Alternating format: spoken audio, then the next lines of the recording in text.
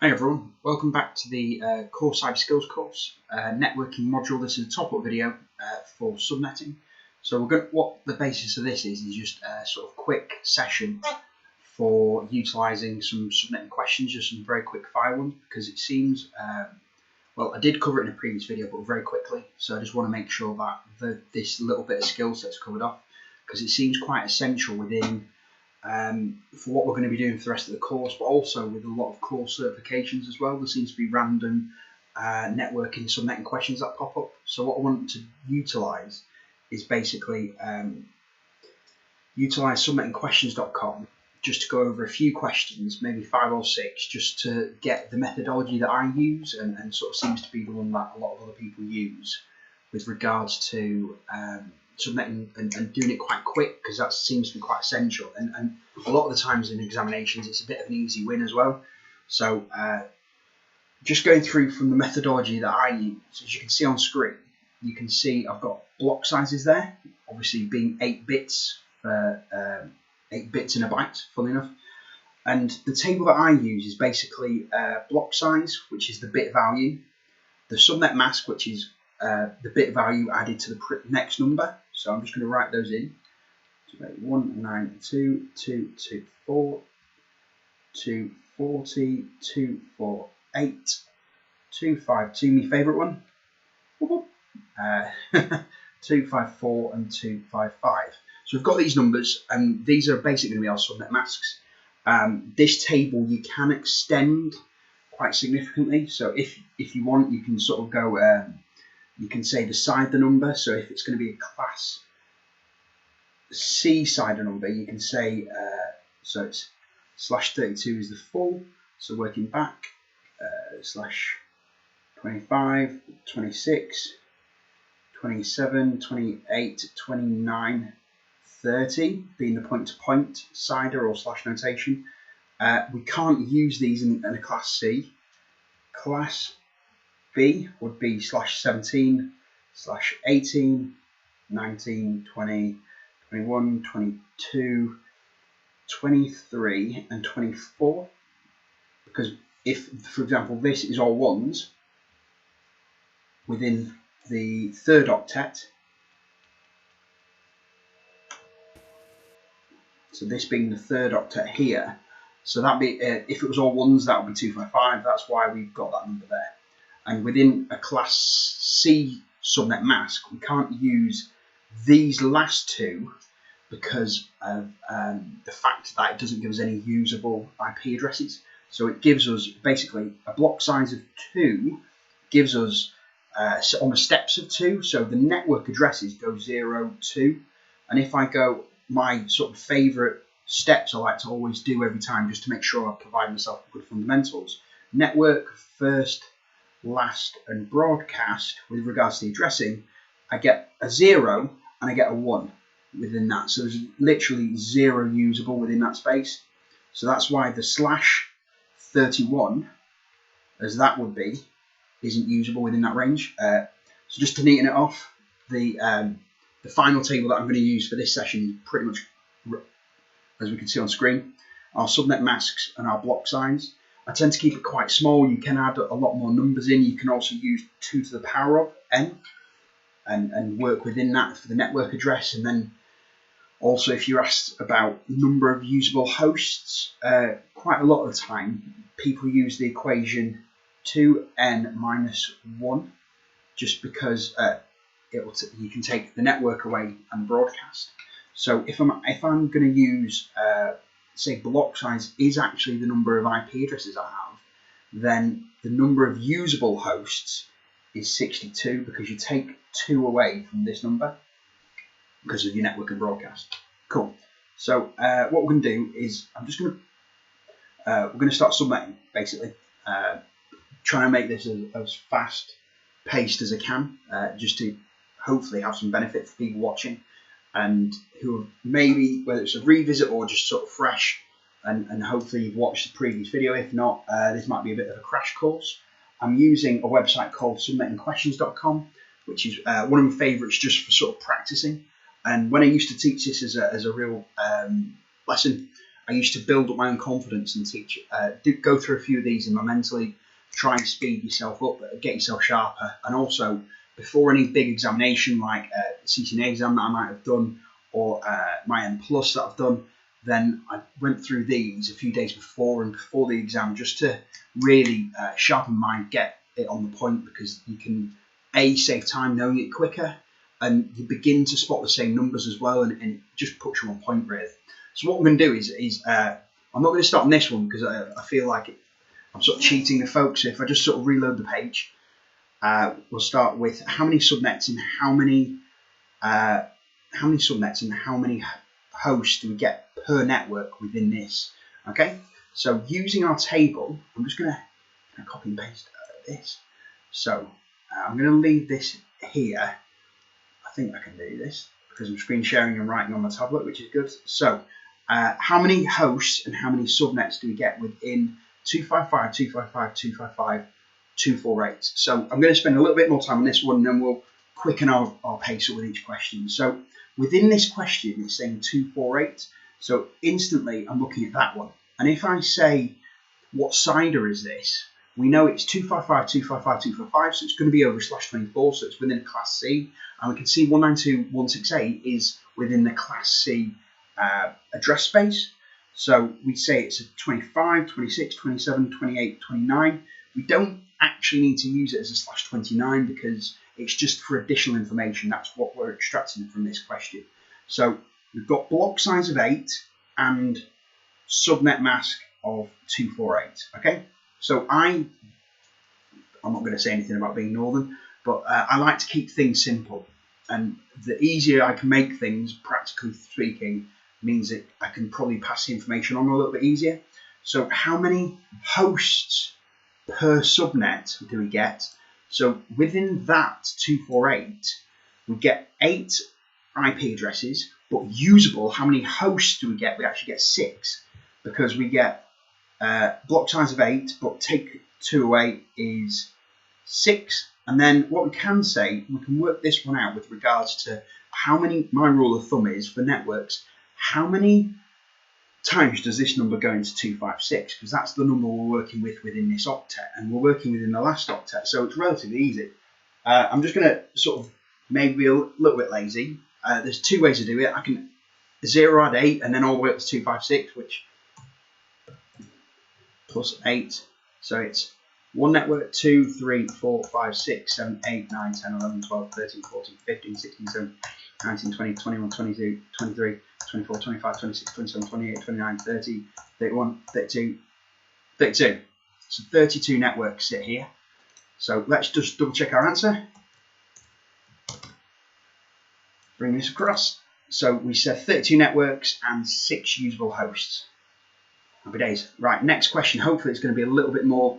I'm going to try and avoid these just because I want to show you the real workings out. So, of course, it's giving me. Here we go. I want to be working with what subnet mask, or what is the network address, or what's the first usable host, things like that. So this is Class C again. I'll do one more of these and I'll try and get onto some Class B ones. So rubbing this out. There we go. Let's use what we've got. So this is a Class B IP address, but it's using a Class C subnet mask. So we're only working within this last octet. 224, yet again, 224 is this octet. So 25, 26, 27, it's a /27. We don't need to know this for the question, but it's just what we can get out of the information. Then a little bit more. So what subnet does this host belong to? So 224 is a random IP address within this subnet mask, and 224 is going up in steps of 32. So what we do is network, first, last, and broadcast. Always separate out. We tend to separate them out in a really weird way. One's always closer than the other. Start at 0, and then the biggest number we're ever going to work with in that Class C range is 255. So we can write down our network addresses. So 0, 32, 64, well, here we go, 96. We're going up in 2s in this one, so that's why it's quite easy actually.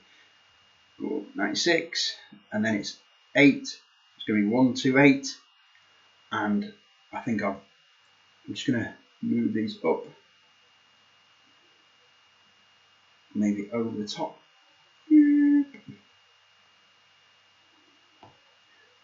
Rub that bit out. So 128.132, isn't it? 5. No. 1, 20, 40 plus 60. 192. And I think if I go any further, yep, so 4 plus 2, 224. 224, carry on. So 224 add is 4, 2, 4, oh no, add 32, aren't we? Hold on. This is, as I said, calculation isn't a quick point, but if you have a calculator handy. So 0 add 32. These are our network addresses. 128, 160, go well, 192. My maths is go to 24. So add 32 onto that quickly is 256. So actually that's our last network address. I was actually thinking that. So 256 is technically the next network. So we've got our network address 224, 255 is the broadcast for that network, and which subnet, aka network address, does 244 sit between. So for first is 225 and 254 is our last, so it quite happily sits between there. So our network address is this prelim bit with 224. Cool. I'll try and get a Class B one, then we know we're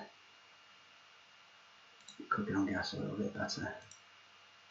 That was definitely a Class B one, but for some reason click through it. That's a Class C one because of the CIDR. That's how many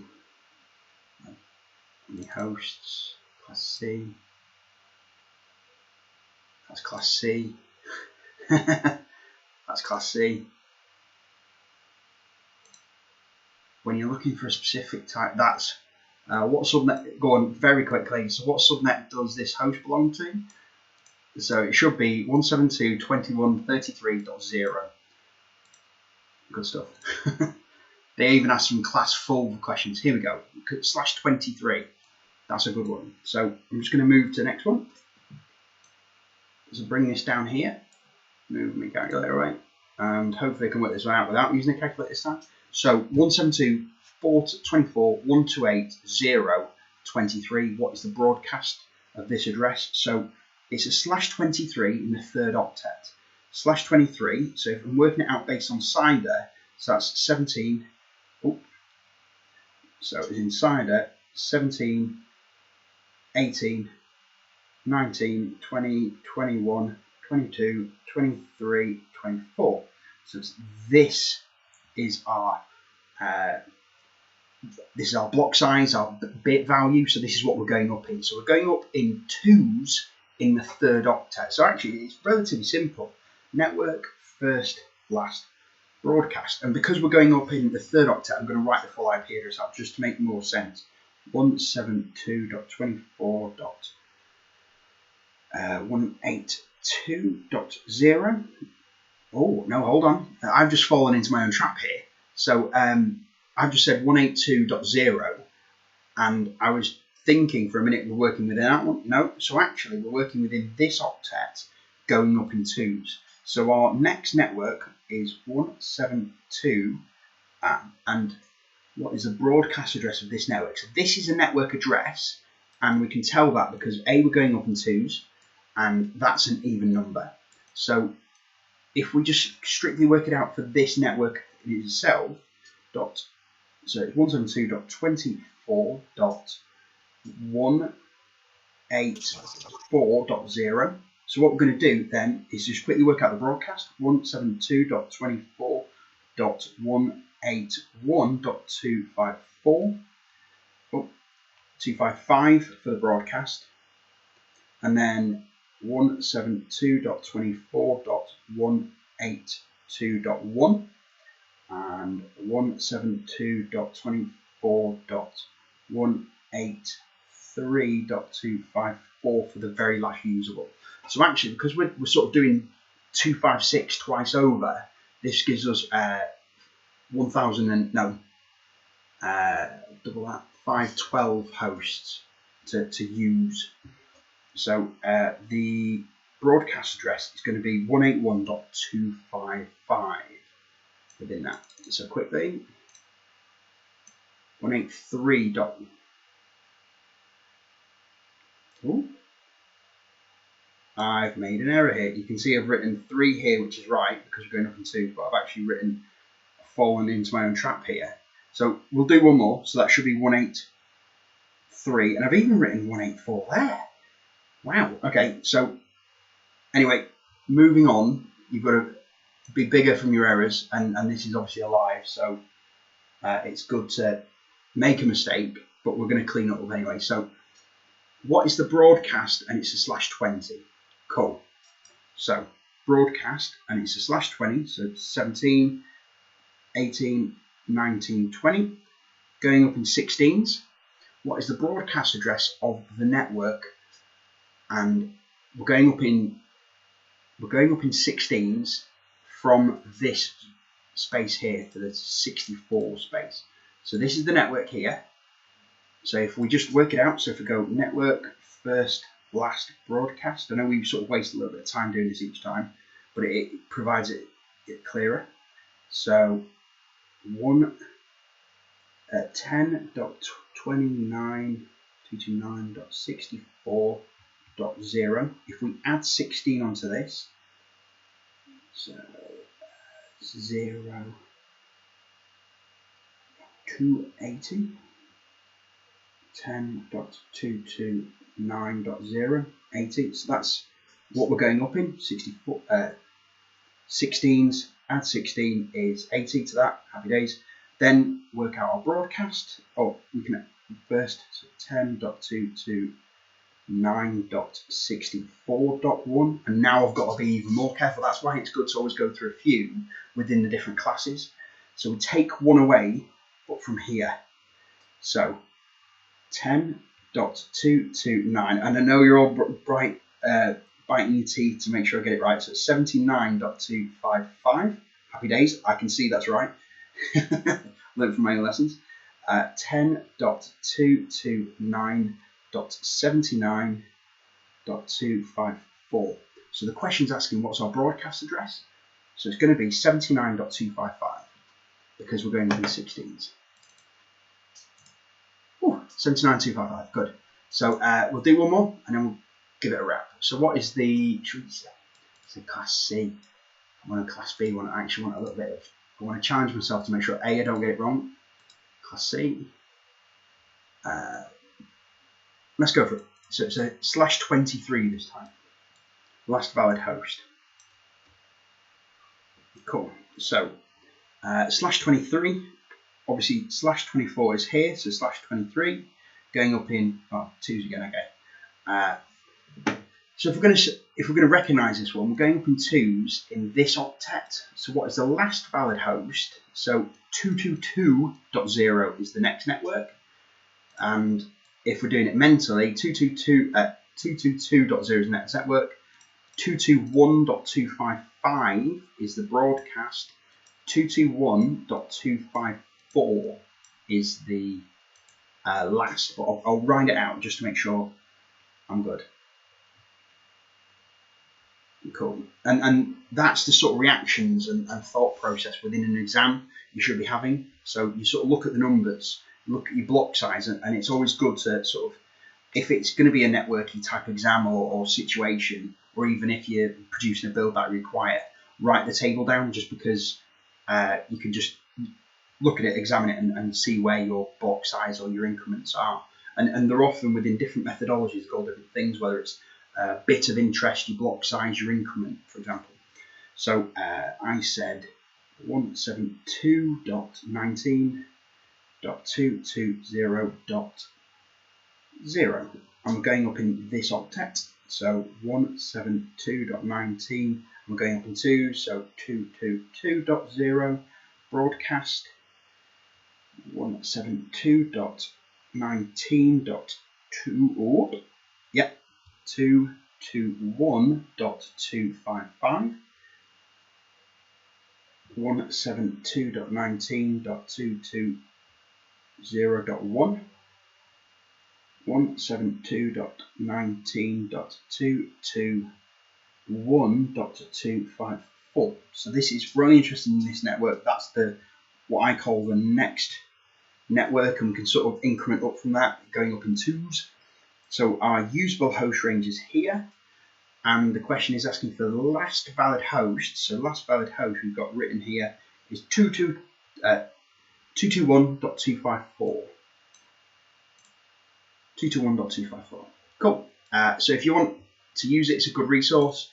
Subnettingquestions.com. I was going to try and be a little bit necky and do that through Wireshark and prove that it's insecure, but the Wireshark, because it's not loading a new page and it's just loading a little bit of back-end script to tell you the answer, it loads the answer up on the actual page, so I can't run it through Wireshark just to be necky. But anyway, so thank you very much for watching. I hope you learned something, and if not, just pull off subnettingquestions.com as a resource just to get you in a sort of sharper frame of mind for subnetting, as I should have done a few more before this presentation. But thank you very much for watching.